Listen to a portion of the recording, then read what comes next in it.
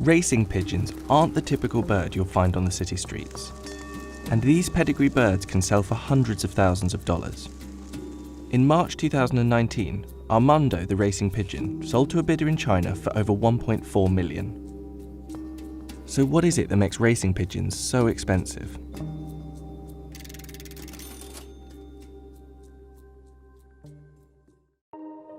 Pigeons are some of the oldest domesticated birds. They've been kept for thousands of years and used for food, sending messages, and entertainment. They're appreciated not only for their speed, but for their looks too.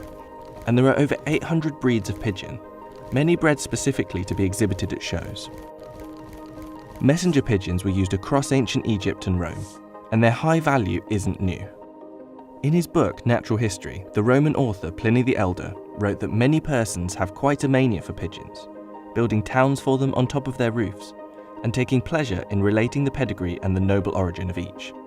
And in about 50 BC, a single pair of pigeons was sold for 400 denarii, almost twice the annual pay of a Roman foot soldier at the time. And right up until the invention of the telegraph in 1844, homing pigeons remained the fastest way to send messages across long distances. The birds could fly 1,000 miles and reach 90 miles per hour over shorter distances. They even played a big part in the World Wars.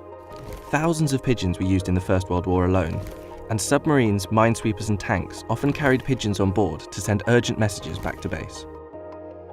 Their role in the war wasn't limited to delivering messages though. In 1907, Julius Neubronner, a German pharmacist who used the birds to deliver medicine, invented a miniature pigeon camera. And this camera was used briefly in the war for aerial reconnaissance.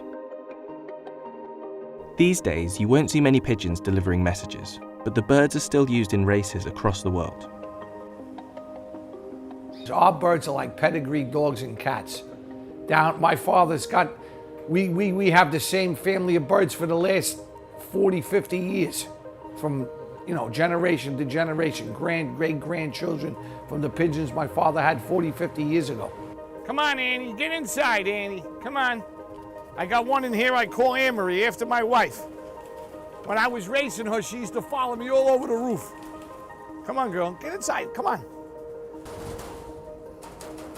Come on. Be a good girl, listen to me. Get inside.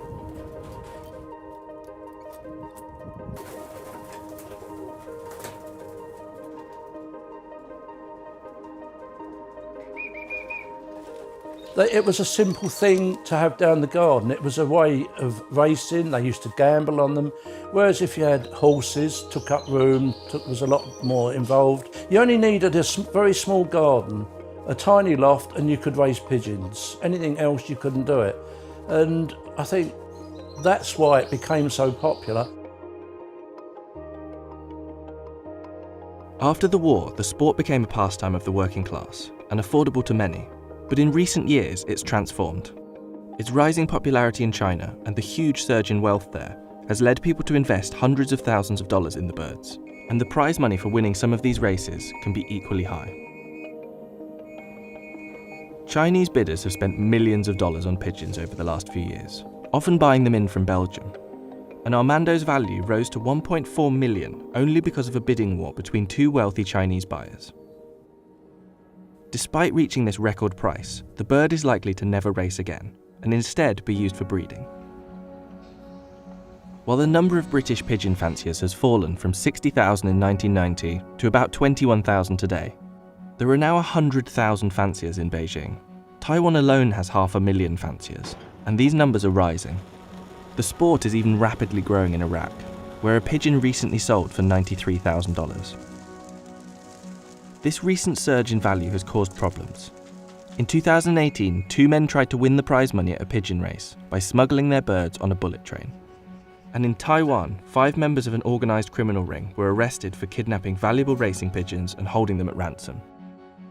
This new expensive world of pigeon racing across Asia has changed the reputation of the sport. And for those with the money to buy the prize winners, these birds are a status symbol. But for those who've been doing it for years, it's not about the money, but the dedication and love of the sport. And nobody can really tell what's going to breed a perfect pigeon. You could pay a fortune for a pigeon. I think there's one been sold in China the chances are it may never breed a decent pigeon. Who knows? Where you could buy 2 pigeons for £10 each, they hit on and they could breed you winner after winner. That's what makes it so fascinating. I mean, I had one bird, my Hall of Fame hen. She flew 1,000 miles in 3 weeks. I put her in a 200, a 250, and a 500. The best race I ever won was the 500-mile race with my Hall of Fame hen. She come home 9:15 at night in the dark like a bat. I'm waiting and waiting and waiting, and all I heard was the whisper of the wind. Boom, she hit the coop. I jumped out of my shoes.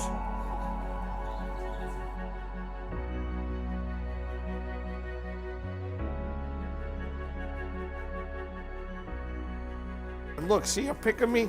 She's pecking me. What's the matter, girl? What? You love daddy, huh?